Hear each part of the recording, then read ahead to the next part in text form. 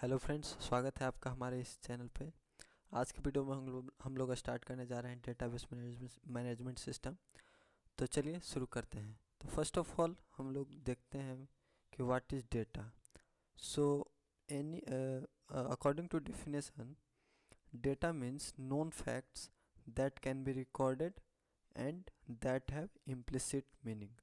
सो वो वैसा किसी भी फैक्ट्स जिसको हम लोग रिकॉर्ड कर सकते हैं या फिर जिसका कोई इम्प्लिसिट मीनिंग निकलता हो, उसको हम लोग डेटा बोल सकते हैं।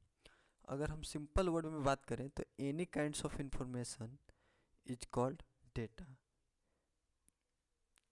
सो अगर हम सिंपल वर्ड में बात करें तो किसी भी प्रकार के इंफॉर्मेशन को हम लोग डेटा बोल सकते हैं। और नेक्स्ट देखते हैं, डेली एक्टिविटीज़ यूजेस डेटा। हमारे डेली एक्टिविटीज़ में जो डेटा यूज होता है उसका हम लोग बात करते हैं। तो डेली एक्टिविटीज़ में जैसे कि हम लोग अगर बैंक जाते हैं तो बैंक में हमारा क्या क्या डेटा यूज में आता है।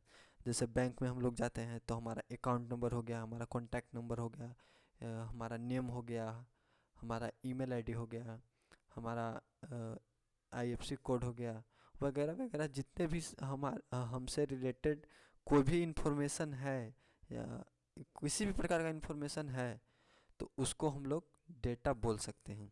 अब जैसे कि हम लोग लाइब्रेरी में जाते हैं तो लाइब्रेरी में अगर बुक है तो वो हमारा डेटा है। अगर किसी बुक का अगर हम ऑथर देखते हैं, बुक का नेम देखते हैं, उसका प्राइस देखते हैं, तो सारा कुछ जो है सो एक डेटा कहलाता है। अगर कॉन्टैक्ट लिस्ट हम बनाते हैं अपने फ़ोन में तो कॉन्टैक्ट लिस्ट में अगर हम किसी नंबर को सेव करते हैं, वो चाहे 10 डिजिट का हो, 6 डिजिट का हो, फ़र्क नहीं पड़ता है। वो किसी भी प्रकार का इंफॉर्मेशन अगर है तो उसको हम लोग डेटा बोल सकते हैं।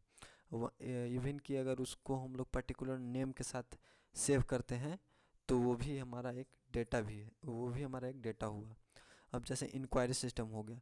इंक्वायरी सिस्टम में क्या होता है कि कोई भी इंक्वायरी सिस्टम होता है तो उसमें क्या होता है, एक तरह का मान लीजिए कि अगर कोई फॉर्म है उसमें इंक्वायरी के लिए पूछा जा रहा है तो उसमें हम लोग अपना सिंपल सा name, address, contact number, email ID ये सब फिल करते हैं, तो वो भी एक तरह का डेटा हुआ।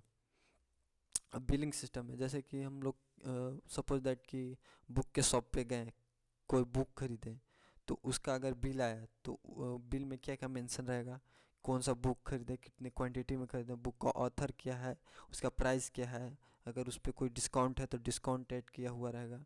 मतलब वही, यही सब हमारा डेटा हो गया जो कि हम लोग डेली एक्टिविटीज़ में यूज में लाते हैं। अगर होटल मैनेजमेंट की बात करें तो होटल मैनेजमेंट में अगर कोई कस्टमर है तो उसका कस्टमर का किस रूम में वो ठहरा हुआ है, उसका नेम क्या है, उसका एड्रेस, कोई आइडेंटिफिकेशन हो गया, तो वो सब हमारा एक तरह का डेटा है। नेक्स्ट बात करते हैं वाई सॉफ्टवेयर।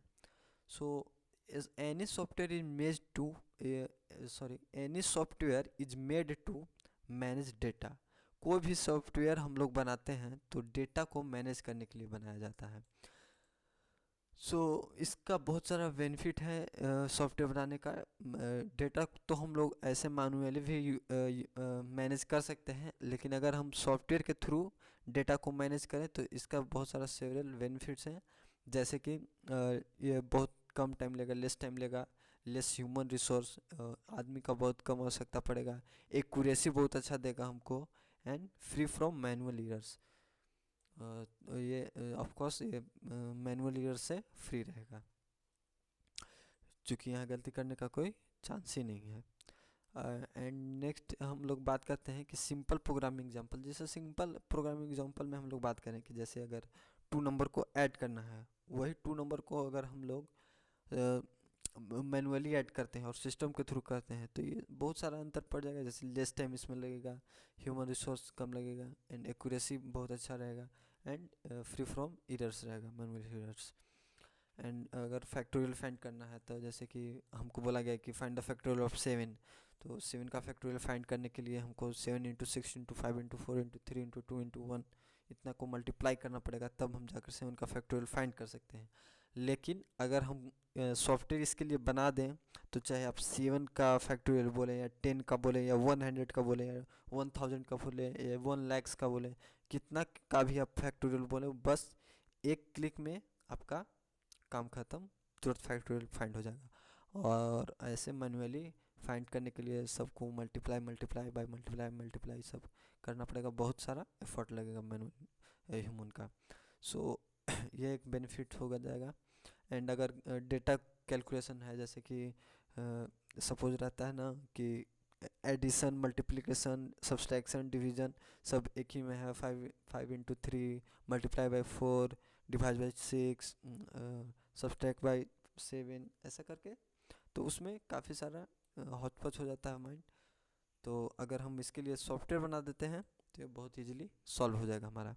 अब जैसे कि हम सिंपल इंटरेस्ट का अगर बात करें, तो सिंपल इंटरेस्ट का भी अगर मैनुअली फाइंड करते हैं तो उसके लिए हमको रेट कितना है, टाइम उसका कितना है, कितना दिन के लिए वो लिया है और कितना अमाउंट है, ये सब सिंपल इंटरेस्ट कितना है उसके लिए, ये सब हमको फाइंड करने के लिए बहुत मशक्क़त करनी पड़ेगी। अगर इसके लिए हम लोग प्रोग्राम लिख दें तो बहुत ही आसानी से हम लोग डेटा को इंटर करा के यूजर के अनुसार और सिंपली फाइंड कर सकते हैं रिज़ल्ट को।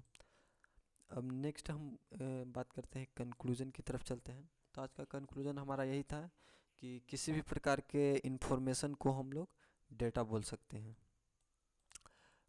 इन software system we manage data, software system में हम लोग मेनली डेटा को मैनेज करते हैं।